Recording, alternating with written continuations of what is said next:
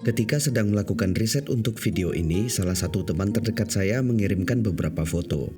Di dalam foto-foto ini ada baju kemeja, sepatu, sendal, mobil, emas batangan, rokok, pemantik api, dan bahkan alat makeup dan gigi palsu.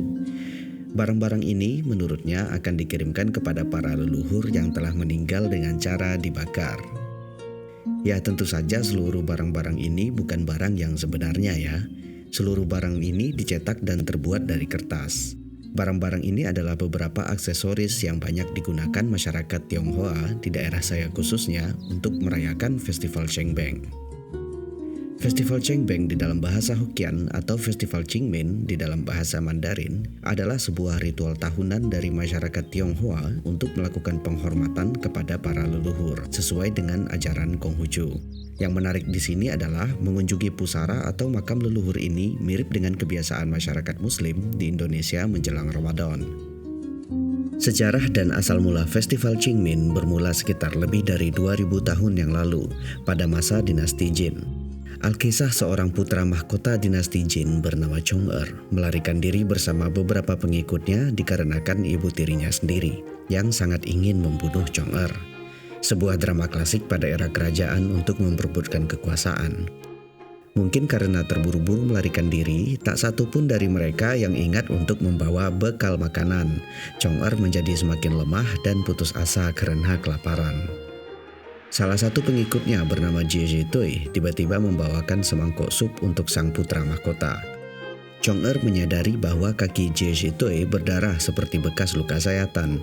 Beliau lantas menyadari bahwa Jie Zitui memotong dagingnya sendiri untuk sang putra mahkota. Chong-er kemudian melihat Jie Zitui sedang melipat sebuah tikar usang. Chong-er tertawa dan menyuruh Jie Zitui untuk membuang tikar itu. Namun Jie Zitui menolak dan kemudian berkata hamba hanya memberikan kesusahan kepada Paduka, bukannya kemakmuran. Kemudian meminta izin untuk tinggal di Gunung Mian bersama ibunya. Setelah Chong-er kembali ke istana, ia ingin memberikan hadiah kepada para pengikutnya yang setia mengembara bersamanya dahulu. Namun Chong-er lupa akan pengorbanan Jie Zitui yang memotong daging betisnya sendiri demi Chong-er. Chong-er berniat mengundang Jie Zitui untuk meminta maaf dan menjadikannya salah satu penasihatnya. Namun Jie Zitui dan ibunya tidak dapat ditemukan. Chong-er mendengar bahwa Jie Zitui yang patah hati tidak ingin dijadikan penasihat kaisar dan terus bersembunyi di Gunung Mian. Pada hari ke-23 bulan kedua kalender bulan, demi membuat Jie Zitui keluar dari persembunyiannya dengan amat bijaksana layaknya seorang kaisar, Chong-er memutuskan untuk membakar seluruh hutan di Gunung Mian. Sang kaisar bermaksud menyisakan satu jalan keluar dari hutan dan membakar sisanya. Tentu saja yang terjadi justru kebalikannya dari niat sang kaisar. Jie Zitui dan ibunya ditemukan di bawah pohon willow yang terbakar, sudah tak bernyawa.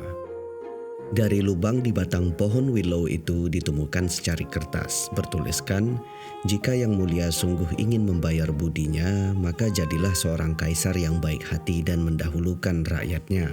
Sang kaisar pun merasa menyesal dan sedih. Pada hari ke-24 bulan kedua kalender bulan di tahun berikutnya, sang kaisar datang ke makam Jie Zitui untuk membersihkannya. Ternyata pohon willow yang mati tadi masih hidup. Sang kaisar kemudian memetik salah satu dahan willow itu dan mengenakannya di sekeliling kepalanya. Sang kaisar pun kemudian bertitah bahwa hari itu diperingati sebagai hari Hanshi, di mana seluruh orang di kerajaannya tidak diperkenankan untuk menghidupkan api untuk menghangatkan makanan. Maka hari tersebut juga dikenal sebagai hari perayaan makanan dingin. Para rakyatnya pun mulai mengikuti kebiasaan sang kaisar yang mendatangi makam Jie Zitui dan memberikan penghormatan kepadanya. Pada tahun 732 Masehi, Kaisar Xuanzong menilai bahwa penghormatan leluhur itu malah menyusahkan rakyatnya sendiri karena memerlukan biaya yang mahal.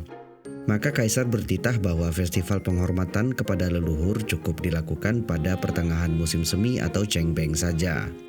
Barulah sekitar 300 tahun yang lalu pada masa pemerintahan dinasti Qing, festival Hanshi atau perayaan makanan dingin mulai dilupakan. Festival Hanshi kemudian digabung dengan festival Qingming atau Chengbeng dan festival ini kemudian menjadi tradisi yang penting bagi masyarakat Tionghoa hingga sekarang. Terima kasih banyak untuk yang telah menonton sampai akhir. Jangan lupa like jika kalian suka dan subscribe untuk cerita-cerita berikutnya. Sampai bertemu di video selanjutnya. Semoga kalian tidur nyenyak ya.